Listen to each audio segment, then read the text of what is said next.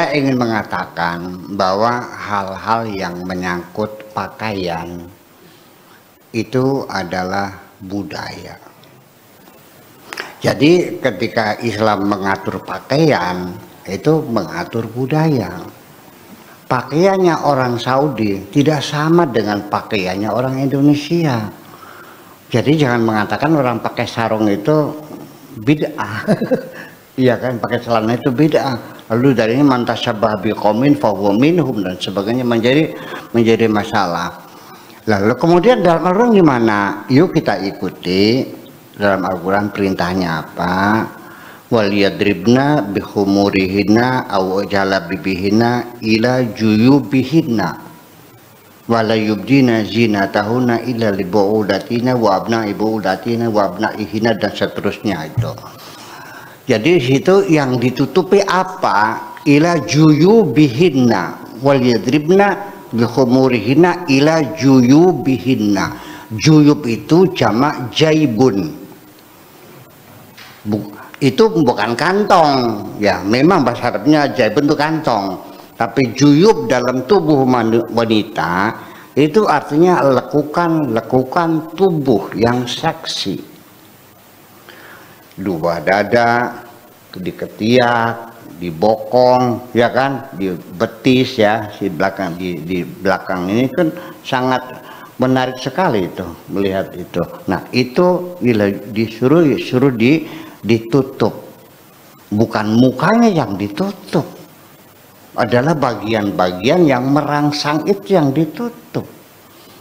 Lalu ini kalau kita bicara masalah jilbab, barqah, nukbah dan sebagainya, abaya, itu kan berkaitannya dengan menutup aurat, kan begitu?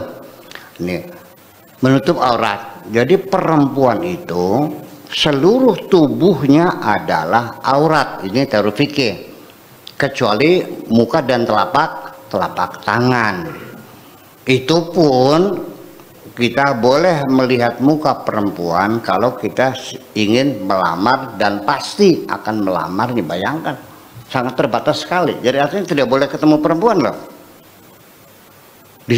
Kalau Bapak pernah naik haji, insya Allah nanti akan lihat sendiri, pasar di Mekah itu tidak ada perempuan yang dagang menungguin toko, nggak ada. Semuanya laki-laki, yang belanja laki-laki. Nah kalau mau beli BH gimana? Yang beli ya suaminya, yang jualnya laki-laki. Bagaimana ngukurnya? Ya pakai meteran,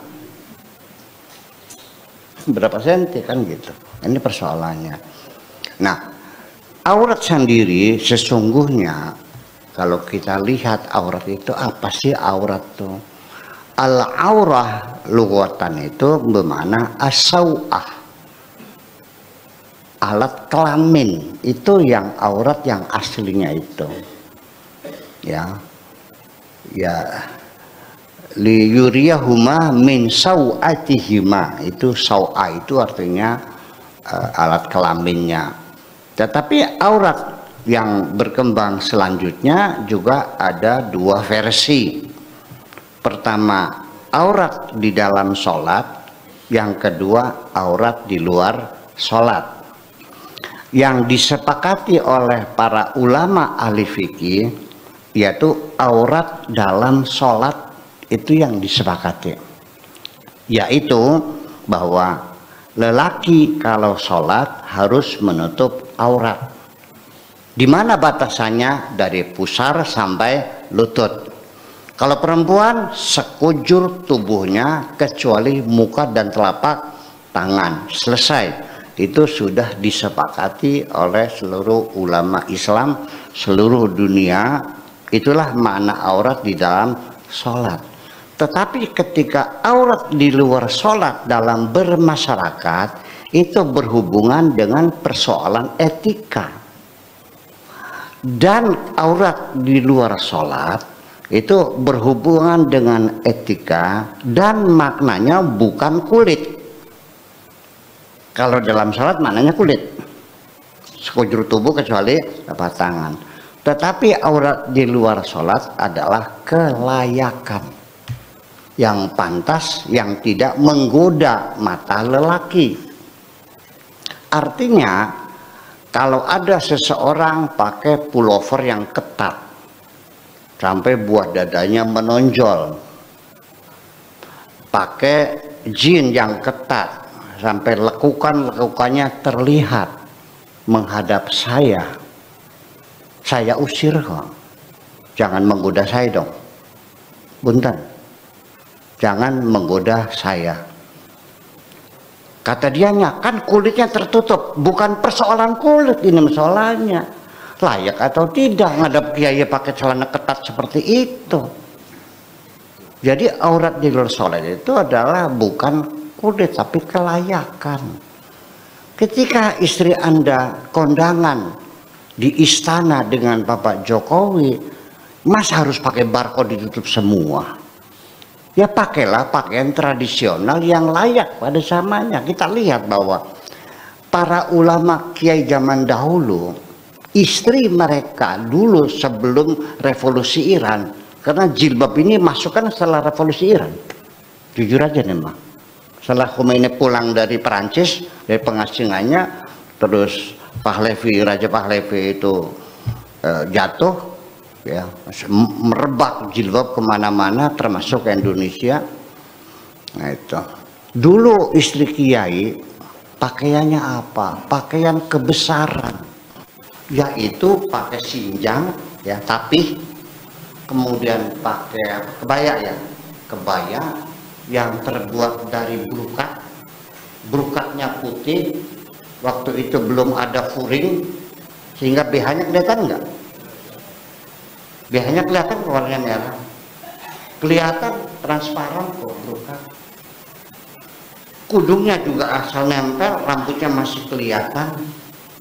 Coba pabrik opini pada waktu itu umat Islam di Indonesia, layak enggak istri kiai pakai seperti itu? Ya sangat layak. Dan itu dihormati orang, kan itu pakaian kebesaran. Iya kan? Tapi kan kelihatan. Nah itu kembali lagi bahwa aurat di luar sholat bukan urusan kulit, tapi kelayakan. Nah, aurat dalam bahasa Arab itu artinya sesuatu yang buruk, tidak bagus untuk dilihat. Sehingga aurat itu bisa menjadi sifat bagi sesuatu yang buruk. Dalam keadaan perang, ada beberapa sahabat Nabi yang meminta izin untuk pulang. Kalau di tentara atau di polisi lagi perang, pulang ditembak komandannya. Yaitu mereka datang minta izin, ya qalu, mereka mengatakan izin, qalu inna buyutana aurah. Ya Rasulullah, rumah kami aurat. Wa maka nabi aurah, padahal nyatanya rumahnya tidak aurat. Jadi rumah aurat yang mana? Yang terbuka, pintunya tidak terkunci, barangkali ada maling. Jadi mereka pulang untuk mengunci rumahnya dulu. Jadi sesuatu yang terbuka semacam itu aurat. Nah, aurat itu juga bisa menjadi suatu sifat bagi tempat. Juga bisa menjadi sifat bagi waktu. Di dalam Al-Qur'annya kata aurat dipakai untuk menjadi adjektif terhadap waktu, yaitu anak-anak kita tidak boleh masuk kamar orang tua. Ya, anak-anak itu tidak boleh main-main di kamar orang tua, dan orang tua jangan lupa selalu mengunci pintu, jangan sampai lengah. Barangkali kita sedang bermesra, anak kita masuk, jangan lupa, dan kasih pendidikan pada mereka. Anak-anak tidak boleh masuk orang tua. Jangan seperti lapangan sepak bola, kalau orang tua menjadi tempat main-main mereka. Nah, oleh Tuhan diizinkan ya masuk, tapi ada 3 waktu yang aurah. Salasu auratin. Ada 3 waktu yang aurat. 1, mimba di sholat zuhri, setelah sholat zuhur. Ya, wa min ba'di sholatil isya'i. Ya. Kemudian wahina tad'una thiyabakum waqta dhahirati.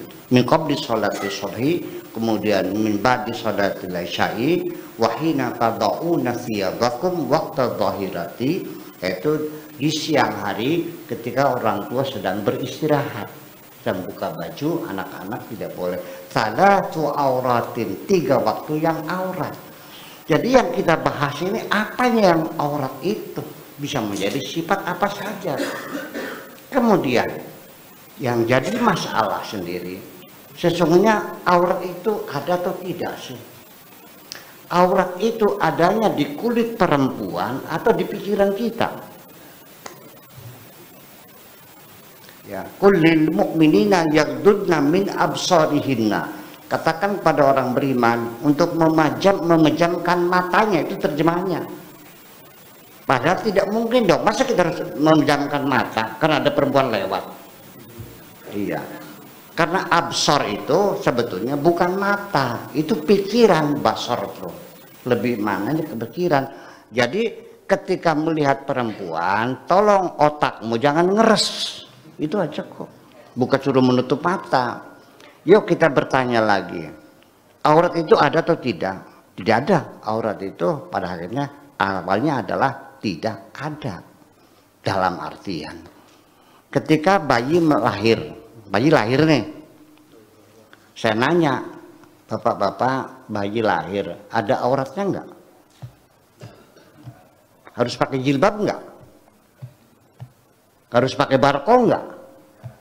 Dibungkus enggak? Enggak. Anak baru lahir dijamin tidak ada auratnya. Kalau ada lelaki yang bernafsu syahwatnya melihat bayi, orang gila, psikopat ini. Iya dong. Terus setelah 1 tahun sudah muncul belum auratnya? Anak 1 tahun, belum. 2 tahun, 3 tahun, 4 tahun, 5 tahun. Nah, di sini masalahnya. Aurat pada anak laki-laki dan aurat pada anak perempuan pertumbuhannya tidak sama. Pada anak perempuan tumbuh auratnya itu lebih dini dari anak laki-laki. Pak Afkar, anak laki-laki umur 11 tahun mandi-mandi di sungai Sinduparaja dengan telanjang bulat, masih lucu nggak? Masih lucu, paling-paling kayak melinjo. Tapi anak perempuan 6 tahun telanjang, ibunya jerit-jerit nggak? Nggak layak. Itu baru muncul kemudian. Tapi itu juga masih sangat minim sekali. Asal dipakai celana saja, celana apa? Ya nggak ada masalah, sudah. Sekalipun atasnya nggak pakai baju kalau anak-anak umur 5 atau 6 tahun mah. Nah, 7 tahun. Bertambah nggak? 8 tahun. 10 tahun. Makin bertambah nggak? 15 tahun. Aurat perempuan terus tumbuh berkembang, aurat laki-laki terus berkembang. Di mana puncak aurat perempuan itu sempurna? Ketika usia 17 tahun. Oke? 20 tahun masih ada nggak? 30, 40, 50, 60 masih ada auratnya nggak? 70 masih ada nggak? 80. Di penghujungnya akan hilang lagi aurat itu. Dan dalam Al-Quran dikatakan, ya kan, wal qawaidu minan nisa'i, perempuan-perempuan yang sudah jompo, sudah nenek-nenek, la junaha alaihina, tidak ada dosa bagi mereka, ayyada'na thiyabahunna, untuk melepas baju. Siapa yang mau bersahwat melihat nenek-nenek? Jadi artinya mana aurat di sini adalah bukan persoalan pakaian, bukan persoalan kulit, tapi kelayakan dalam pergaulan masyarakat yang layak dong. Saya lebih hormat kepada Miranda Gultom, seorang deputi BI, ya kan, dengan baju span yang di atas lutut sedikit, dia anggun. Lihat Ibu Sri Mulyani yang anggun kelihatannya dengan pakaian rok, ya betulnya kelihatan anggun daripada kulit tertutup tapi ketat semua. Setuju nggak kira-kira? Ya itulah persoalannya kelayakan. Jadi maro'ahul muslimuna hasanan fahuwa hasan. Kalau memang public opinion mengatakan bahwa pakaian itu layak untuk dia, silakan, tidak masalah. Ya, tidak mesti kita harus menggunakan pakaian yang menutup semuanya itu. Arab Saudi sekarang sudah berubah kok, sudah boleh buka nukbah, sudah boleh pakai jilbab biasa, sudah tidak diwajib pakai abaya lagi. Abaya itu baju hitam yang besar tuh, yang lombrang, yang longgar, itu sudah tidak haruskan lagi. Perempuan sudah boleh nyetir mobil sekarang. Di sana sudah banyak perubahan-perubahan. Ya karena mungkin baru mengerti. Jadi artinya bahwa dengan pemahaman logika tanpa rasionalisasi dalam beragama, kita menjadi terbelenggu dalam beragama ini. Ini haram, ini haram, ini haram. Jadi yang boleh apa aja. Nah itulah kira-kira. Jadi kita kembali saja. Tetapi sekalipun Al-Quran membolehkan orang jombo itu buka baju, ini masalah moral. Wa in yasta'fifna, lanjutannya nih, wa in yasta'fifna khairul lahunna. Tetapi kalau dia tetap menjaga diri, menutup dengan pakaian yang rapi, ya kan, itu lebih baik bagi mereka. Itu persoalannya. Orang nenek-nenek kan ya nan haredannya, ya haredan ongkep kata orang sininya. Masa nenek dikim jauh buka aja nggak ada masalah. Siapa yang mau bernafsu melihat nenek-nenek itu? Tetapi kalau nenek-nenek itu tetap dia berpakaian rapi, menutup tubuhnya dengan baik, itu adalah lebih baik. Jadi persoalannya persoalan moral sesungguhnya. Oke, sekarang waktu yang aurat, perempuan pakai abaya, bajunya serba hitam, tertutup, tapi dia keluar malam, ya, di daerah tempat pelacuran di Cangkingan, dia menutup aurat badannya, tapi dia masuk dalam aurat waktu, berjalan di tengah malam sendirian. Ya, jadi itu artinya dari kita pemahaman tentang masalah pakaian itu adalah persoalan-persoalan budaya. Orang yang ada tinggal di kutub utara itu, di Eskimo, itu tidak ada maksud sama sekali menutup aurat. Memang udaranya dingin, jadi semua tertutup persoalannya. Saya pakai bajunya udah nggak tahan ini ya, karena saya pakai baju pendek. Kalau diizinkan anak pakai kaos saja saya. Ya, udaranya panas begini. Jadi pakaiannya itu adalah disesuaikan dengan iklim yang ada. Kenapa orang Saudi itu pakai sorban? Untuk menutup hidung ketika ada badai pasir sehari-hari di sana. Ya kalau Pak Joni pakai